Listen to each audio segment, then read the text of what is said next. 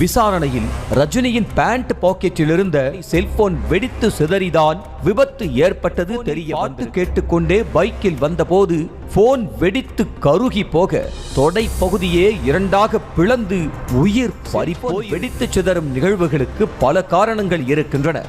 ஏற்கனவே கோளாறாக இருந்த பேட்டரியோடு பயன்படுத்தும் போது செல்போன் வெடிக்கலாம் என கூறப்படுகிறது. மேலும் சார்ஜ் போட்டுக்கொண்டே செல்போன் பேசினாலோ பயன்படுத்தினாலோ வெடிப்பதற்கான சாத்தியக்கூறுகள் இருக்கின்றன. மேலும் வெவ்வேறு சார்ஜர்களை பயன்படுத்தும் போது இது மாதிரியான நிகழ்வுகள் நடக்க காரணமாக இருக்கக்கூடும் எனவும் சொல்லப்படுகிறது.